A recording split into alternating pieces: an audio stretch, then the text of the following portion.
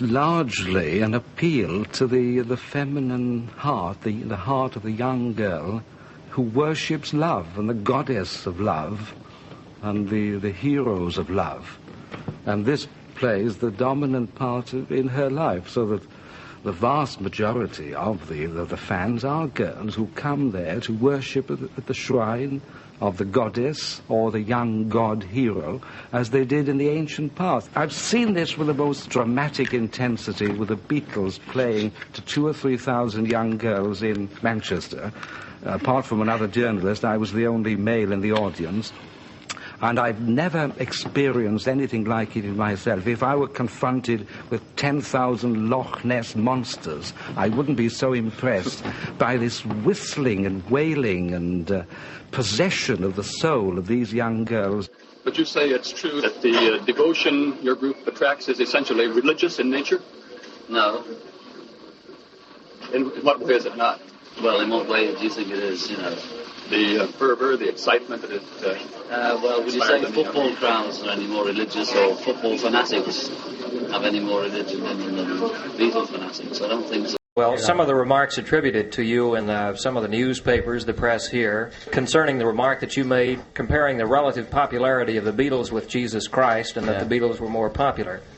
This created quite a controversy and a furor in this country. Would you clarify the remark?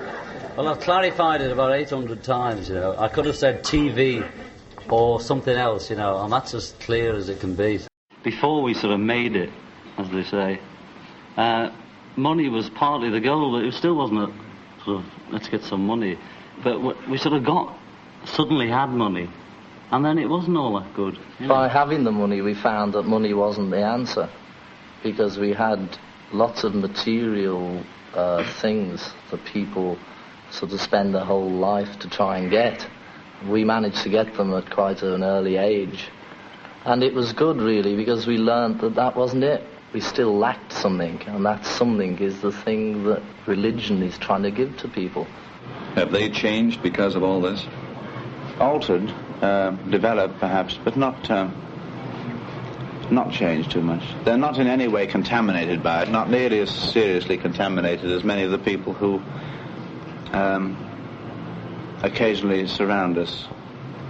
They remain very calm and bland and simple, and they don't know what it's all about. They simply want to play their music and write it. They're very normal, thank goodness. When we took the notorious wonder drug LSD, it was we didn't know we were having it. John and I had this drug, and it was given. We were having dinner with our dentist, and he put it in our coffee and never told us.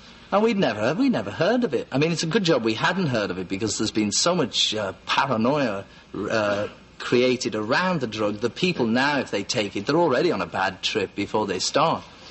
Whereas for us, we didn't know anything. We were so naive, and so we had it, and we went out to a club, and it was incredible. It was really incredible. Is the mantra something you use to get back to the subject if you find earthly or irrelevant thoughts intruding? Yeah, or is it more sort than of that? like that. You just sort of sit there and you let your mind go, whatever it's going, doesn't matter what you're thinking about, just let it go. And then you just introduce the mantra or the vibration, just to take over from the thought. You don't will it or use your willpower. If you find yourself thinking, then at the moment you realise you've been thinking about things again, then you replace that thought with the mantra again. Sometimes you can go on and you find that you haven't even had the mantra in your mind. It's just been complete blank. But when you reach that point, because it's beyond all experience, then it's down there, and that level is timeless, spaceless, so you can be there for 5 minutes and come out. You don't actually know how long you've been there. Then the aim, as opposed to sitting and thinking or anything, is to reach a point, in a sense, where you have no thoughts, is it?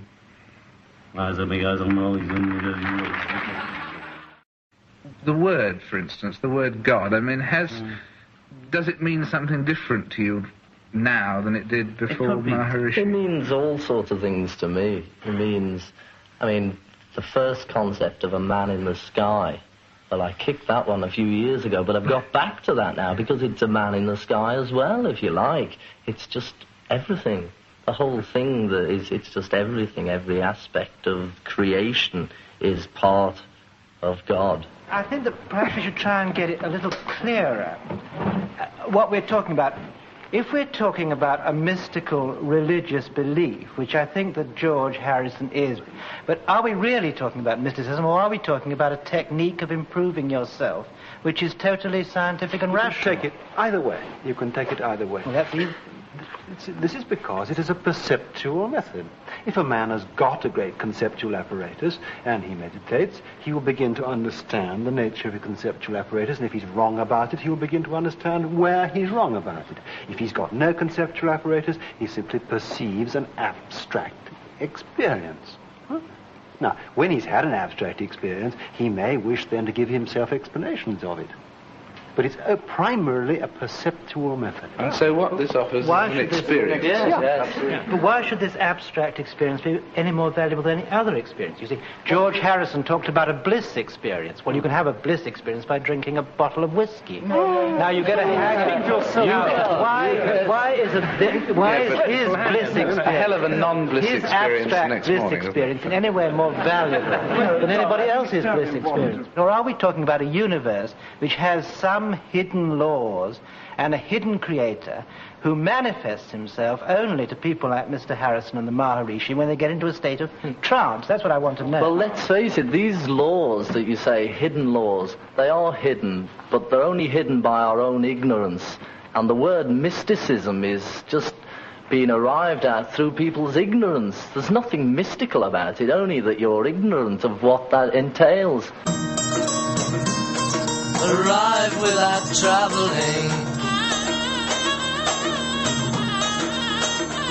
see all without looking, do all without doing.